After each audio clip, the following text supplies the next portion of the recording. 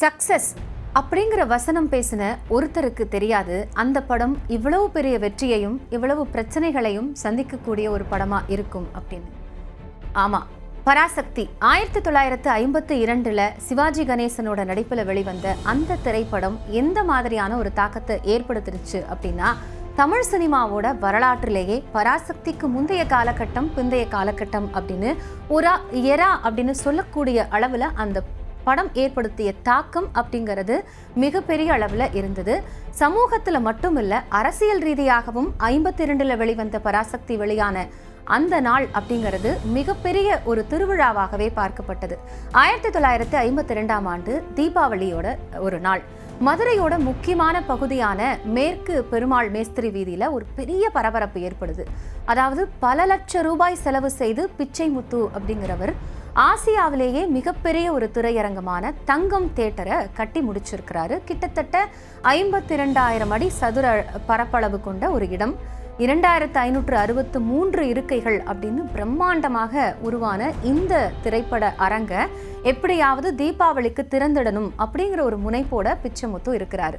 தங்கம் தியேட்டரோட முதல் படமா எதை திரையிடுறது அப்படிங்கிறதுல ஒரு பெரிய குழப்பம் இருக்கு. அவர் தேர்ந்தெடுத்த படம் பராசக்தி. ஆனா சுத்தி இருக்கிற எல்லாருமே அவரை எச்சரிக்கிறாங்க. புராண படங்களே வெற்றிகரமா ஓடிக்கொண்டிருந்த அந்த காலகட்டத்துல கடவுளை நிந்திக்கக்கூடிய வசனங்களை அதிகமா வைத்திருக்கக்கூடிய ஒரு சமூக படத்தை வெளியிடுறது அப்படிங்கிறது தற்கொலைக்கு சமம் அப்படின்னு சொல்லவே ஏற்கனவே வெளியான சில சமூக படங்கள் எப்படி இருக்குங்கிறதையும் குறிப்பிடுறாங்க. ஆனா இந்த படம் வெளியாகுமா அப்படிங்கிற சந்தேகம் ஒரு புறம் இருந்ததோட மத்தியில தான் பராசக்தி திரைப்படம் அப்படிங்கிறது வெளியாகி தமிழ் சினிமாவோட வரலாற்றையே மாற்றி அமைத்தது அப்படின்னு குறிப்பிடப்படுது. இந்த படம் ஒரே இரவுல 2 பெரிய நட்சத்திரங்களை தமிழ் சினிமாவிற்கு கொடுத்தது அப்படின்னு சொல்லலாம். ஒன்னு வசன கர்த்தாவான முத்தமிழ் அறிஞர் கலைஞர் மு. கருணாநிதி. ஏற்கனவே சில படங்களுக்கு இவர் வசனம் எழுதியிருந்தாலும் கூட பராசக்தியோட அனல் பறக்கக்கூடிய வசனங்கள் அவரை புகழோட உச்சத்துக்கே எடுத்துட்டு போச்சு அப்படின்னு சொல்லலாம். நடிகர் திலகம் சிவாஜி கணேசன், இதுவே இவரோட திரை உலக பிரவேசமாக அமைந்த ஒரு படம். உண்மையில சிவாஜி கணேசன் பூங்கோதை அப்படிங்கிற படத்துல தான் முதல்ல ஒப்பந்தமாயிருந்தாரு. ஆனா பராசக்தி தான் அவருக்கு திரையில முதல் அறிமுகத்தை கொடுத்த படம். அண்ணாவோட பரிந்துரை பேரில் SS ராஜேந்திரன் மற்றும் கவிஞர் கண்ணதாசன் ஆகியோரும் இந்த படத்துல இணைய விரும்பினாங்க. இறுதியில இது ஒரு திராவிட இயக்க பிரச்சார படமாகவே உருவெடுத்தது அப்படின்னு சொல்லப்பட்டது.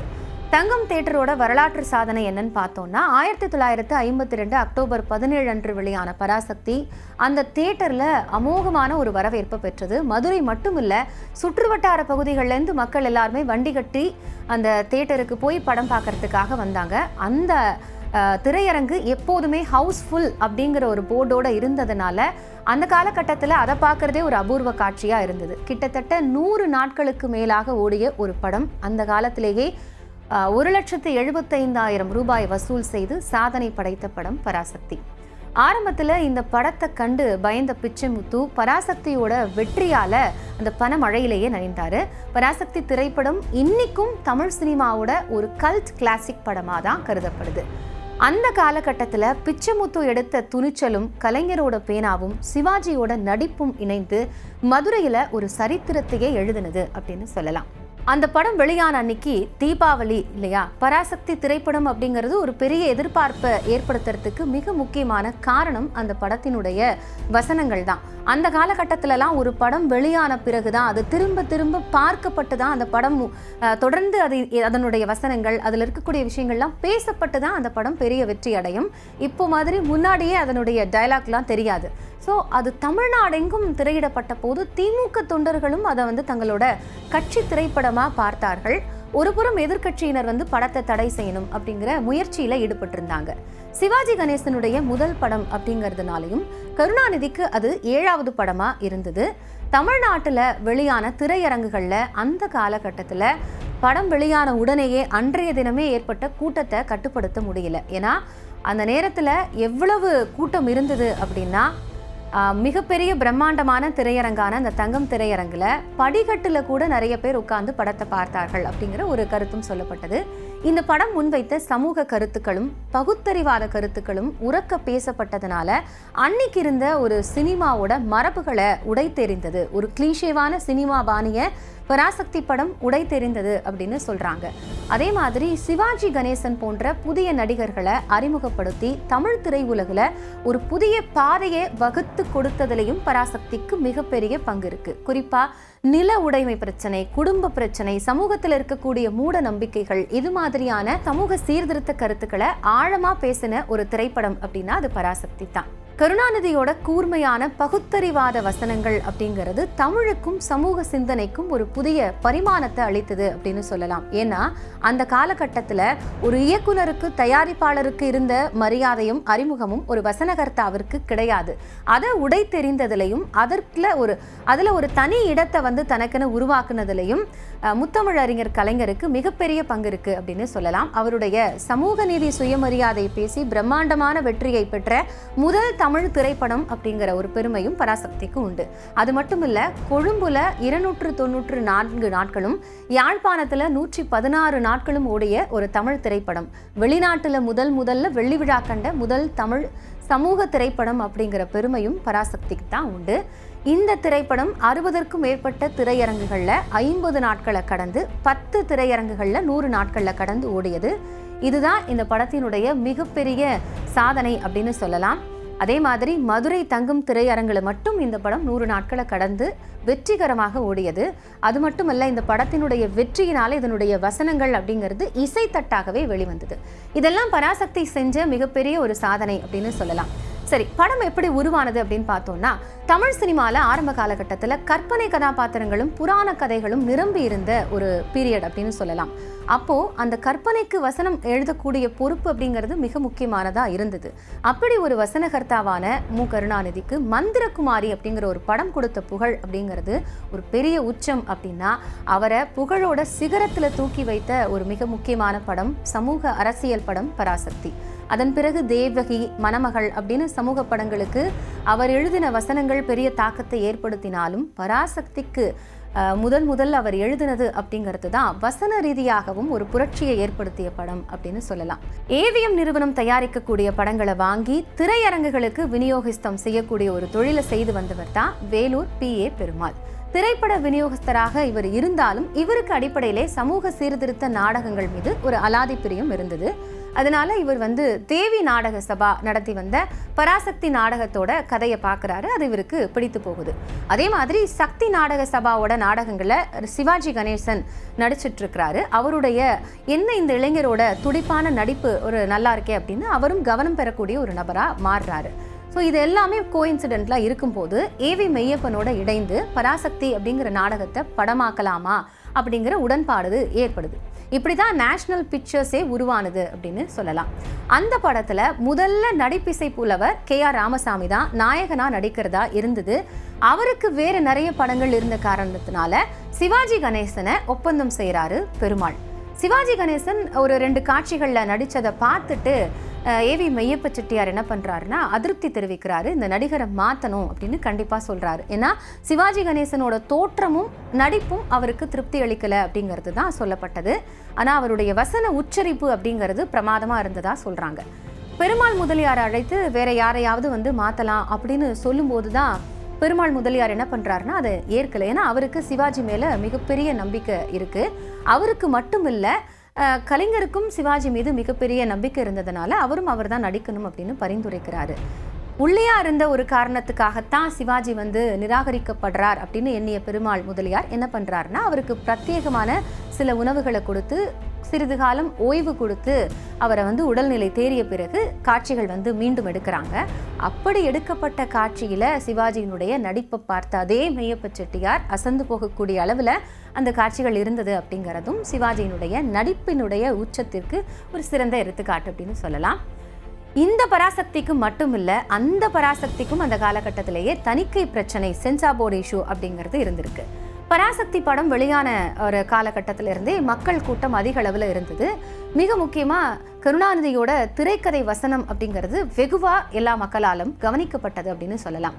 படத்துல இருந்த நாத்திக கருத்துகளுக்காகவே படம் தடை செய்யப்படலாம் அப்படிங்கிற பேச்சு அடிபட்டது. குறிப்பா பெண்களை பக்தி மார்க்கத்தோட விழுதுகளா உருவகப்படுத்தி இருந்த சமூகத்துல அதே பெண்கள் விழுப்புறக்கூடிய ஒரு சூழ்நிலையை பகுத்தறிவு உருவாக்கும் அப்படிங்கிறத பளீர்னு ஒற்றை வசனத்துல எடுத்து காட்டக்கூடியதா இருக்கலாம். கல்யாணி அப்படிங்கிற ஒரு கேரக்டர், இவங்க தான் இதுல முக்கியமான இந்த கதாபாத்திரமா இருப்பாங்க. அந்த கல்யாணிங்கிற கதாபாத்திரத்தை பார்த்து குழந்தையை எப்படி காப்பாற்ற வேண்டும் அப்படின்னு நீங்க நினைத்திருக்கணும்னு நீதிபதி அறிவுறுத்தும் போது, என் குழந்தை என்ன திருஞான சம்பந்தரா, பார்வதி பால் கொடுத்து காப்பாற்ற அப்படின்னு கல்யாணி வழியாக ஒரு எதிர்கேள்வியை வைத்து நீதிமன்றத்தையே வாயடைக்க வைத்து விடுகிறார் கலைஞர் மு. கருணாநிதி. இந்த படம் வெளியாகி திரையரங்குகள்ல மக்கள் படையெடுக்க தொடங்கியதுமே பழமைவாதிகளுக்கும் எதிர்முகாம் அரசியல்வாதிகளுக்கும் ஒரு பதற்றம் ஏற்பட்டதாக சொல்லப்பட்டது. அதாவது மதம் சுதந்திரத்திற்கு பிறகான ஆட்சி அதிகார அரசியல்ல பெண்கள் மீதான சமூக கட்டுமானம் இது எல்லாத்தையும் கேலி கூத்தாக்கக்கூடிய ஒரு படமாக இருக்கிறது அப்படின்னு கடுமையான விமர்சனங்கள் எழுந்தது. அதனால தணிக்கை துறைக்கு கடும் நெருக்கடி கொடுத்தாங்க. எதிர்ப்பு வலுக்க வலுக்க கூட்டம் ஒருபுறம் அதிகரிச்சுக்கிட்டே இருந்தது. அப்போ அப்போது தணிக்கை குழுவினுடைய தலைவராக இருந்த ஸ்டாலின் சீனிவாசன் படத்தை மீண்டும் போய் பார்க்கிறாரு. படத்துல ஆட்சேபனைக்குரிய எந்த கருத்துக்களும் இல்லை அப்படிங்கிற ஒரு சான்று கொடுக்கிறாரு. அந்த நேரத்துல படம் பிச்சுக்கிட்டு ஓடுது. மந்திரகுமாரி, மருதநாட்டு இளவரசி, இப்படி நிறைய படங்கள்ல கருணாநிதியோட வசனங்களுக்கு கிடைத்த முக்கியத்துவத்தால படத்துல முதல் பெயராக அவருடைய பெயர் ஆங்கிலத்துல இடம்பெற்றது. படம் தடை செய்யப்பட்டு விடுமோ அப்படிங்கிற பதற்றம் உருவான போது அந்த பதற்றமே படத்தை மேலும் பிரபலப்படுத்தியது அப்படின்னு சொல்லலாம். அது திராவிட இயக்கம் திமுக அப்படிங்கிற ஒரு புதிய கட்சியாக அவதாரம் எடுத்து நின்ற காலகட்டத்தில் வெளியான படம் பராசக்தி அப்படிங்கிறதுனால அதன் அரசியல் அதிகார கனவுக்கு பாதை வகுத்த திரை ஆயுதமாக மாறிய ஒரு படம் பராசக்தி அப்படின்னு சொல்லலாம். படத்தினுடைய கதை 1942ஆம் ஆண்டு தாயை இழந்து தந்தையோட மதுரையில வசித்து வருகிறார் கல்யாணி அப்படிங்கிற ஒரு பெண். அவளுடைய சகோதரர்களான சந்திரசேகரன், ஞானசேகரன், குணசேகரன் ஆகியோர் ரங்கூன்ல வசிக்கிறாங்க, பர்மாவோட தலைநகர். அந்த சமயத்துல கல்யாணிக்கு மதுரையில திருமணம் நிச்சயம் செய்யப்படுது. ஆனா ரங்கூன்ல இருந்து தன்னுடைய சகோதரர்கள் 3 பேருமே வரணும் அப்படின்னு தங்கை கல்யாணி விரும்புறாங்க. இருந்தாலும் சென்னைக்கு செல்லக்கூடிய கப்பல்ல ஒருவருக்குத்தான் இடம் இருக்கு அப்படிங்கிறதுனால, ஏன் அப்படின்னா அது 2ஆம் உலகப் போர் நடந்த காலகட்டம். அப்படிதான் அந்த கதையினுடைய அமைப்பு இருக்கும். அதனால பொருட்கள் எல்லாம் எடுத்துக்கொண்டு சென்னைக்கு குணசேகரன்கிற கதாபாத்திரத்தை தான் சிவாஜி கணேசன் ஏற்று நடித்திருந்தார். குணசேகரனிடம் கொடுத்து அனுப்புறாங்க. அவர் சென்னைக்கு வந்தபோது ஒரு பெண்ணிடம் எல்லாத்தையும் ஏமாந்து அந்த பொருட்கள் எல்லாத்தையும் இழந்து விடுறாரு. அதனால அவரால் மதுரைக்கு போக முடியல. போர் உச்ச கட்டத்தை நெருங்கி இருக்கிற நிலை அப்படிங்கிறதுனால ஜப்பானியர்கள் எல்லாமே ரங்கூனுக்கு வந்திருக்கிறார்கள் அந்த 2ஆம் உலக போர் காலகட்டத்தில். அப்படிங்கிறதுனால அண்ணன் சகோதரர்களான சந்திரசேகரனும் அவருடைய மனைவி ஞானசேகரர் இவங்க எல்லாருமே நடந்தே இந்தியாவிற்கு புறப்படக்கூடிய ஒரு சூழல் ஏற்பட்டிருக்கு. ஏன்னா அங்கு இந்தியர்கள் யாரும் இருக்கக்கூடாது அப்படிங்கிற அடிப்படையில் வழியில நடக்கக்கூடிய குண்டு வீச்சில் ஞானசேகரனோட கதி என்ன ஆனது அப்படிங்கிறது தெரியல. இதுக்கிடையில கல்யாணிக்கு திருமணமாகி ஒரு குழந்தை பிறக்குது. ஆனா குழந்தை பிறந்த அன்னைக்கே கணவனும் அவருடைய தந்தையும் இருக்கிறார். இதற்கு பிறகு ஏற்படக்கூடிய கஷ்டத்தால கல்யாணி இருக்கக்கூடிய வீடு ஏலத்துக்கு போகுது. இதனால இட்லி கடை வைத்து பிழைக்கிறாள் கல்யாணி. அங்க சிலர் தொந்தரவு செய்ய வேறு ஒரு பணக்காரனிடம் வேலைக்கு போய் சேர்றாரு. அவரும் அவளை தவறாக அணுக முயல்கிறான். இதற்குள் திருச்சியை வந்தடையக்கூடிய சந்திரசேகரன் நீதிபதியாகி விடுறாரு. குண்டு வீச்சில் பிழைத்த ஞானசேகரன் பிச்சை எடுக்கிறாரு. இதற்கிடையில் கோவிலில் அடைக்கலம் புகக்கூடிய கல்யாணியை பூசாரியே பாலியல் வல்லுறவு செய்ய முயல அங்கிருந்து வெளியேறக்கூடிய கல்யாணி குழந்தைய ஆற்றில் தூக்கி எரிஞ்சிடுறாங்க. இதனால காவல்துறை கல்யாணியை இப்போ கைது செய்து நீதிமன்றத்தில் நிறுத்துகிறார்கள். இதன் பிறகு நீதிமன்றத்தில் என்ன நடக்குது அப்படிங்கிறது தான் மீதி கதை. நீதிமன்றத்தினுடைய அந்த காட்சி அப்படிங்கிறது யாராலையும் மறக்க முடியாத ரொம்ப ஆழமான வசனங்களை கொண்ட ஒரு காட்சியா நம்மளால இப்பவும் பார்க்க முடியுது. பராசக்தி வெளிவந்த போது இருந்த அரசியல் சூழல் அப்படின்னு பார்த்தோம்னா திராவிடர் கழகத்திலிருந்து பிரிந்து 1949 திமுக உருவாகி இருந்த காலகட்டம். இந்தியாவில் முதல் பொது தேர்தல் அப்படிங்கிறது 1951 பிற்பகுதியிலிருந்து 1952 முற்பகுதி வரை நடந்து கொண்டிருந்தது. இந்த காலகட்டத்தில் தான் பராசக்தியுமே உருவாகி கொண்டிருந்தது. படம் வெளியான போது தேர்தல் முடிந்து காங்கிரஸ் ஆட்சிக்கு வந்திருந்த காலகட்டம். இந்த தேர்தலில் திமுக போட்டியிடலை அப்படின்னா கூட ஒரு சமூக இயக்கம்ங்கிற நிலையிலிருந்து அரசியல் கட்சிங்கிற நிலையை நோக்கி திமுக நகர வேண்டும் அப்படிங்கிற எண்ணம் கட்சியோட எல்லா மட்டத்திலையுமே வெளிப்பட ஆரம்பித்திருந்த ஒரு காலகட்டம். அப்படி அரசியல் கட்சியாக மாறணும் அப்படின்னா தீவிர கருத்துக்களை முன்வைக்க முடியாது, எல்லாரையுமே அரவணைத்து செல்ல வேண்டிய ஒரு கருத்துக்களை முன்வைக்கும்.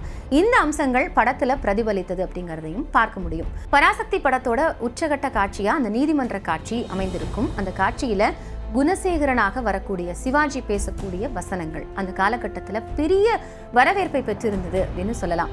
சமூக சீர்திருத்தத்தை மேற்கொள்ள விரும்பும் அரசியல் கட்சிகளுக்குள்ள அரசியல் சாசன நிர்பந்தத்தை அந்த காட்சி சுட்டிக்காட்டக்கூடிய வகையில் வடிவமைக்கப்பட்டிருந்தது. இந்த படத்தில் வந்த பல வசனங்களை அந்த காலத்தில் பலருமே மனப்பாடமாக பேசி திரிந்தார்கள் அப்படின்னு சொல்லலாம். இன்னைக்கு கூட நிறைய பேருக்கு அந்த மாதிரியான வசனங்கள் இருக்கும். குறிப்பாக சொல்லணும்னா அந்த கோவிலில் குணசேகரன் பூசாரிக்கு இடையிலான அந்த வசனங்கள், பூசாரியோட அந்த பேசக்கூடிய காட்சி அப்படிங்கிறதே ஒரு பெரிய பரபரப்பை ஏற்படுத்தக்கூடிய காட்சியாக இருக்கும். பூசாரி அம்பாளா பேசினது அப்படின்னு இருக்கும். அப்போ குணசேகரன் அம்பாள் எந்த காலத்திலே பேசினாள், அறிவு கெட்டவனே அப்படின்னு சொல்லுவார். பூசாரி உடனே பராசக்தி பராசக்தி அப்படின்னு சொல்லும்போது குணசேகரன் அது பேசாது கல், அது பேசுவதாக இருந்தால் என் தங்கையின் கற்பை சூறையாட துணிந்த போதே அடே பூசாரி அறிவு கெட்ட அற்பனே நில் அப்படின்னு தடுத்திருக்காதா, உன் பலாத்கார அணைப்பிலே தவித்த என் தங்கை 1000 முறை இந்த பராசக்தியை அழைத்தாலாமே, ஓடி வந்து அபயம் கொடுத்தாளா அப்படின்னு தொடங்கக்கூடிய வசனத்துல எதிர்மறையான ஒரு கருத்துக்கள் இருக்கோ அப்படின்னு யோசிக்கும் போது முடிவுல கடவுள் நம்பிக்கை குறித்த கேள்விகளை எழுப்பி இருந்ததோடு மட்டும் இல்ல, கடவுள் பக்தர்களை படம் முழுமையா நிராகரிக்கல அப்படிங்கிறதுக்கான கருத்துக்களும் இருந்தது. அதாவது பூசாரி கல்யாணியை பாலியல் வல்லுறவு செய்ய முயலும் போது கோவிலோட மணியை அடித்து அவளை காப்பாத்துறதும் விபூதி அணிந்த ஒரு பக்தர் தான் அப்படிங்கிறது தான் அந்த படத்துல காட்சியாக காட்டப்பட்டிருக்கும். தீவிர கடவுள் மறுப்பிலிருந்து ஒரு வசனம் வரும். கோவிலிலே குழப்பம் விளைவித்தேன், கோவில் கூடாது என்பதற்காக அல்ல, கோயில் கொடியவர்களின் கூடாரமாக இருக்கக்கூடாது என்பதற்காக அப்படின்னு வரும். ஸோ அந்த டைலாக் வரும்போதெல்லாம் பக்தியை எப்படி நம்ம பார்க்கணும், பக்தி எதை நோக்கி இருக்கணும் அப்படிங்கிறது குறித்த நிறைய புரட்சிகரமான விஷயத்தையும் முன்வைத்ததாக இருந்தது. தமிழ் திரையுலகில் வசனகர்த்தாக்களுக்கு மிகுந்த முக்கியத்துவம் கொடுக்கக்கூடிய போக்கு அப்படிங்கிறதே அண்ணாதுரையிலிருந்து தான் தொடங்கியது அப்படின்னு சொல்லலாம். அவர் வசனம் எழுதிய வேலைக்காரி திரைப்படத்தில் அண்ணாவினுடைய பெயர் வசனகர்த்தா அப்படிங்கிற முறையில் ஒரு பெரிய இடமாக இருக்கும். இது கருணாநிதியோட காலகட்டத்தில் உச்சத்தை அடைந்தது அப்படின்னு சொல்லப்படுது. பராசக்தி மு கருணாநிதியின் வளர்ச்சிக்கு மிக முக்கியமான ஒரு படம் அப்படின்னு சொல்லலாம். ஒரு வசனகர்த்தாவா அண்ணா அடைய முடியாத வெற்றியை கருணாநிதியால அடைய முடிந்தது அப்படின்னு சொல்லப்பட்டது. ஏன்னா மந்திரகுமாரி, பராசக்தி, மனோகரா இந்த 3 படங்களுமே அவரை வேற ஒரு உயரத்திற்கு எடுத்து சென்றது அப்படின்னு பார்க்கலாம். ஆனா இது எல்லாத்துலேயுமே துளியும் பொறாமைப்படாமல் இவற்றை அண்ணா கவனித்தார் அப்படிங்கிற ஒரு கருத்தும் சொல்லப்பட்டது. பராசக்தி வெளியாகி 70 ஆண்டுகளை நாம கடந்து இருக்கிறோம். தற்போதைய சூழல்ல அந்த படத்துல வந்த வசனங்களோட இருக்கக்கூடிய காட்சிகளோடு இப்போ ஒரு படம் சாத்தியமா அப்படின்னா அது கேள்விக்குறிதான். ஆனா சுதா குங்கரா இயக்கத்துல சிவகார்த்திகேயன் நடிப்புல விரைவில் திரைக்கு வர இருக்கக்கூடிய பராசக்திக்கு மீதான எதிர்பார்ப்பு அப்படிங்கிறதே 1952 பராசக்தி வெர்சஸ் 2026 அப்படிங்கிற மாதிரி மாறி இருக்கு. காரணம் என்ன அப்படின்னா சிவாஜியினுடைய நடிப்புல வெளிவந்த ஒரு படம் அப்படிங்கிறது அவரோட கரியர்லையுமே மிகப்பெரிய ஒரு தாக்கத்தை ஏற்படுத்தினது அப்படின்னு சொல்லலாம். ஆரம்பத்துல நிராகரிக்கப்பட்ட ஒருத்தர் எவ்வளவு முக்கியமான நடிகர் திலகம் அப்படிங்கிற ஒரு பெயரோட இன்னைக்கு தமிழ் சினிமாவில் சிவாஜியினுடைய வசனங்களை பேசக்கூடியவர்கள் தான் சரியான உச்சரிப்பு கொண்டவர்கள் அப்படிங்கிற ஒரு தகுதி இருக்கக்கூடிய அளவுக்கு சிவாஜிக்கான ஒரு பெயரை கொடுத்த படம் அப்படின்னா அது பராசக்தி அப்படின்னு சொல்லலாம். அந்த அடிப்படையில் இந்த சிவகார்த்திகேயன் நடிப்பில் உருவாகி இருக்கக்கூடிய பராசக்தி திரைப்படம் அப்படிங்கிறதுமே 1960 நிகழ்ந்த ஒரு வரலாற்று சம்பவத்தினுடைய பின்னணியில் உருவாக்கப்பட்ட ஒரு கதை அப்படின்னு சொல்லப்பட்டிருக்கு. மிக முக்கியமாக மொழி போர், இந்தி எதிர்ப்பு இது எல்லாத்தையும் மையப்படுத்திய ஒரு படமாக இது சொல்லப்பட்டிருக்கு. எப்படி சிவாஜியினுடைய பராசக்தி திரைப்படம் தமிழ் சினிமாவில் ஒரு எராவா மாறினுச்சோ, ஒரு தாக்கத்தை ஏற்படுத்தி இருந்ததோ, அரசியல் ரீதியாக சமூக ரீதியாக ஒரு கருத்துக்களை முன்வைத்திருந்ததோ, அதே மாதிரி ஏற்கனவே நடந்த நிகழ்வுகளை கொண்ட ஒரு படமாக உருவாக்கப்பட்டிருக்கக்கூடிய எஸ்கேவினுடைய பராசக்தி அப்படிங்கிறது அரசியல் ரீதியாகவோ அல்லது தமிழ் சினிமாவினுடைய அடுத்த கட்ட போக்கை மாற்றக்கூடிய ஒரு முக்கியமான ஆயுதமாகவோ இருக்குமா அப்படிங்கிற எதிர்பார்ப்பு எழுந்திருக்கு. ஸோ அதனால 1952 படம் எப்படி இருந்தது, ஏன் சக்சஸ் ஆனது அப்படின்னு நம்ம டீகோட் பண்ணியிருக்கோம். இனிமே எஸ்கேவினுடைய இந்த பராசக்தி படத்துல என்னென்ன அம்சங்கள் இருக்க போகுது அப்படிங்கிறது படம் வந்ததுக்கு அப்புறம் தான் சொல்ல முடியும்.